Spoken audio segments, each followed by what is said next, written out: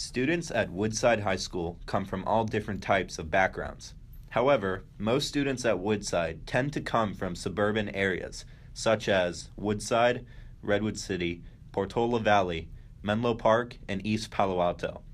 Woodside reporter Beck Patrone, who doesn't live in the suburban area, analyzes the differences between the two.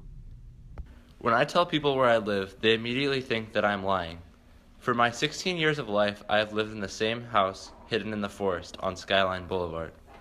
Living about 20 minutes from school and about 8 miles from the nearest suburban area has proved for a different type of upbringing than what normal kids have. Skyline Boulevard is located in an extremely rural area with 300-foot redwood trees almost every 20 feet. Despite the constant fallback of not being able to see friends and family as much, there are several benefits that living away from suburbia holds.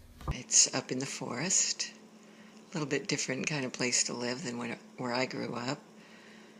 That's my mom. She notices the clear difference between where we live and where most people do. Where we live now, we're very dependent on driving because it's a beautiful place, and I would say that's kind of the trade-off.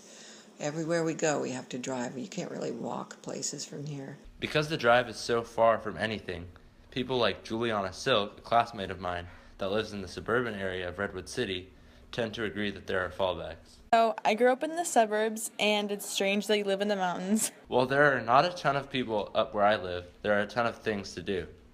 There is also a sense of community, but not the type of community that is seen in a suburban neighborhood. Just for me personally, I feel like there's more of a community kind of where I live because everyone lives close.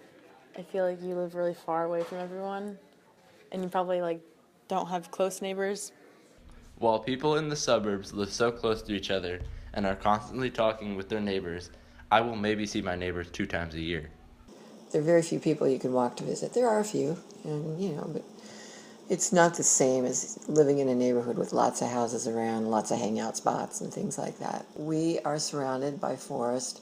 Even our space around our house that we own before you get out into the wild forest. Even though it's so different from anything in the suburbs, it is quite an interesting place to live with incredible views, drives, people, and houses. It's a lot more space up here. Open land, a lot of animals and birds and open sky and big trees. It's beautiful.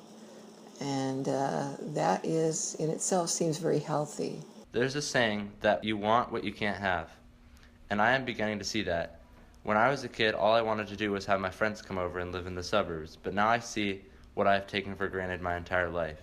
Growing up away from suburbia on a place like Skyline Boulevard has been quite the experience, and I know that I will surely miss it once I go away to college. For the Woodside World, I'm Beck Patrone.